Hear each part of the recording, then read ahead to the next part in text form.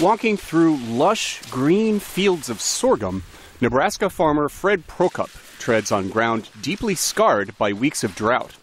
But he says the sorghum crop is patient. It'll wait for water, but like corn, you know what, that's done, even if it does rain. His corn crop is suffering, as it is in much of the U.S. Midwest this year, says University of Nebraska researcher Ismail Dwicott. And you could see how dry and how dead this corn is. You don't even have an ear on it. The shrunken corn harvest will raise the price of meat, milk, and eggs as the cost of feeding livestock goes up. Years like this one are why Dwicott is a passionate advocate for an underappreciated crop. Sorghum is used to harsh environment because it's raised there. Sorghum comes from hot, dry regions of Africa, where it is a staple grain and the stalks provide animal feed. Its waxy leaves and deep roots are better suited for arid climates than corn is.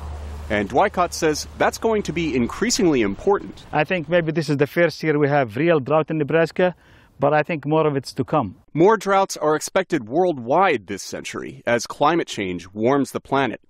That will make crops like sorghum essential, Dwicott says, and not just for food. So here, you could, this one, take it and chew in it and see how sweet it is.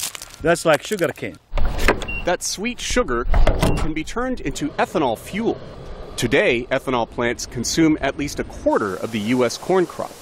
Dwicott says ethanol from sorghum is more efficient.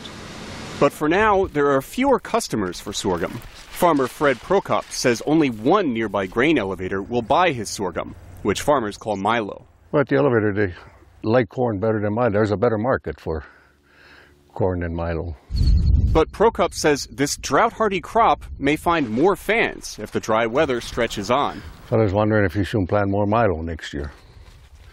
If it's going to be dry again, I said Milo might do better than the corn. Ismail Dwicott has faith. I know that it's maybe next year, the year after, 10 years from now. Even after I die, sorghum someday will be the crop. The crop that helps feed a world getting hotter and drier.